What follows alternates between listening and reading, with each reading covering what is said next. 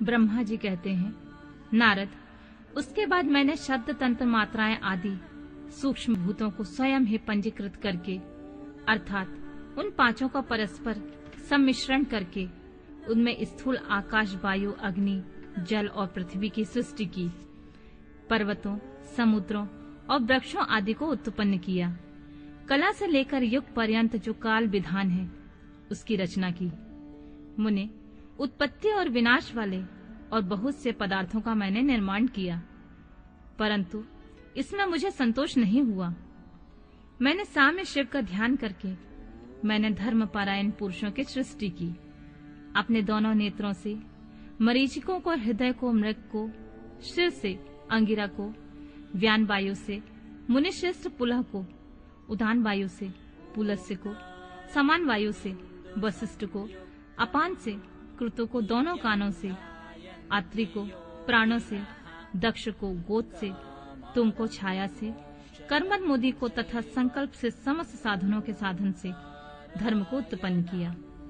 मुनिश्रेष्ठ, इस तरह उन उत्तम साधकों की सृष्टि करके महादेव जी की कृपा से मैंने अपने आप को कृतार्थ माना।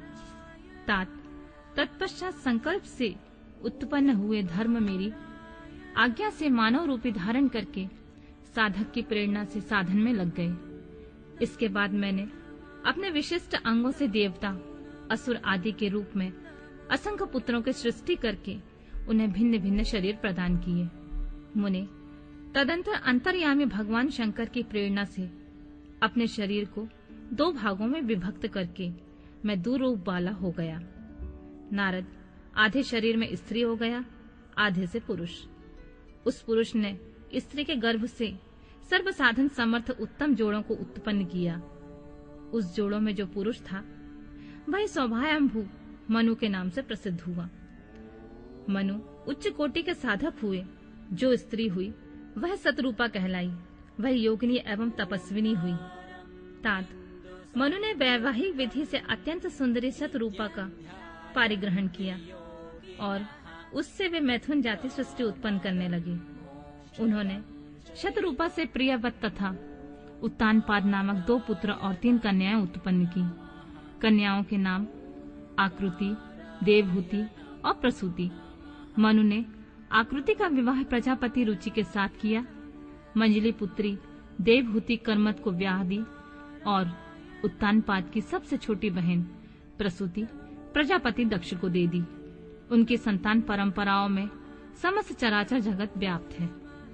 रुचि से आकृति के गर्भ से यज्ञ और दक्षिणा नामक स्त्री पुरुष का जोड़ा उत्पन्न हुआ।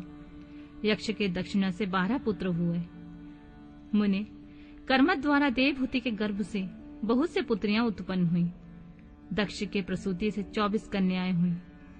उनमें से श्रद्धा आदि 13 कन्याओं के विवाह दक्ष ने धर्म के साथ कर दिए। मुनीश्वर, धर्म की उन पत्नियों के नाम सुनो: श्रद्धा, लक्ष्मी, धृति, तुष्टि, पुष्टि, मेघा, क्रिया, बुद्धि, लज्जा, वसु, शांति, सिद्धि और कीर्ति। ये सब 13 हैं। इनमें छोटी जो शेष 11 सुलोचनाएं कन्याएं थीं, उनके नाम इस प्रकार हैं: स्वाति, सती, संबुधि, स्मृति, प्रीति, क्षमा, संतति, अनसूया, ऊर्जा, स्वाहा और स्वधा। भृगु, शिव, मारीच, अंगिरा मुनि, पुलस्त्य, पुलह, मुनिश्रेष्ठ कृतु, अत्रि, वशिष्ठ, अग्नि और पितरों ने क्रमशः इन ख्याति आदि कन्याओं के साथ पारिग्रहण किया। भृगु आदि मुनिश्रेष्ठ साधक हैं। इन संतानों से चराचर प्राणियों सहित सारी त्रिलोकी भरी हुई है। इस प्रकार अंबिकापति महादेव की आज्ञा से अपने पूर्व कर्मों के अनुसार बहुत से प्राणी असंख्य श्रेष्ठ द्विजों के रूप में उत्पन्न हुए। कल्प भेद से दक्ष के 60 कन्याएं बताई गई हैं। उनमें से 10 कन्याओं का विवाह उन्होंने धर्म के साथ किया। 27 कन्याएं चंद्रमा को ब्याह दी और विधि पूर्वक 13 कन्याओं का हाथ दक्ष ने कश्यप के हाथ में दे दिए। नारद, उन्होंने 4 कन्याएं श्रेष्ठ रूप वाले अरिष्टनेमि को ब्याह दी तथा भृगु, अंगिरा और कुशाग्र को 2-2 कन्याएं अर्पित की। उन स्त्रियों से उनके पतियों द्वारा बहुसंख्यक चराचर प्राणियों की उत्पत्ति हुई। मुनि श्रेष्ठ दक्ष ने महात्मा कश्यप को जिन 13 कन्याओं का विधि पूर्वक दान किया था, उनकी संतान से सारे त्रिलोक व्याप्त है। स्थावर और जंगम कोई भी सृष्टि ऐसी नहीं है जो कश्यप की संतानों से शून्य हो। देवता, ऋषि, दैत्य, वृक्ष, पक्षी, पर्वत तथा तृणलता आदि सभी कश्यप पत्नियों से पैदा हुए हैं। इस प्रकार दक्ष कन्याओं की संतान से सारा चराचर जगत व्याप्त है। पाताल से लेकर सत्यलोक पर्यंत समस्त ब्रह्मांड निश्चित ही उनकी संतानों से सदा भरा रहता है, खाली नहीं होता। इस तरह भगवान शंकर की आज्ञा से ब्रह्मा जी ने भली भांति सृष्टि की। पूर्व काल में सर्वव्यापी शंभु ने जिन्हें तपस्या के लिए प्रकट किया था तथा रुद्रदेव ने त्रिशूल के अग्रभाग में रखकर जिनकी सदा रक्षा की, वे ही सती देवी लोकहित का कार्य संपादित करने के लिए दक्ष से प्रकट हुई थीं। उन्होंने भक्तों के उद्धार के लिए अपनी लीलाएं की। इस प्रकार देवी शिवा सती होकर भगवान शंकर से ब्याही गईं, किंतु पिता के यज्ञ में पति का अपमान देखकर उन्होंने अपने शरीर को त्याग दिया और उसे ग्रहण नहीं किया। वे अपने परम पद को प्राप्त हो गईं। फिर देवताओं की प्रार्थना से वे शिवा पार्वती रूप में प्रकट हुई और बड़ी भारी तपस्या करके पुनः भगवान शिव को उन्होंने प्राप्त कर लिया। मुनीश्वर, इस जगत में उनके अनेक नाम प्रसिद्ध हुए।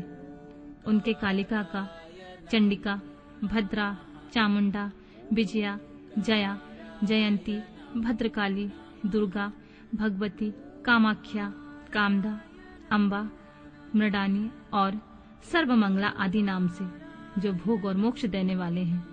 ये सभी नाम उनके गुण और कर्मों के अनुसार हैं।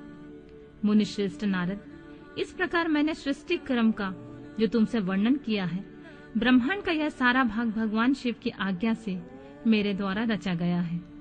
भगवान शिव को परब्रह्म परमात्मा कहा गया है। मैं विष्णु और रुद्र, ये तीनों देवता गुण भेद से उन्हीं के रूप बतलाए गए हैं। वे मनोरम शिवलोक में शिवा के साथ स्वच्छंद विहार करते हुए भगवान शिव स्वतंत्र परमात्मा है। निर्गुण और सगुण भी वे ही है।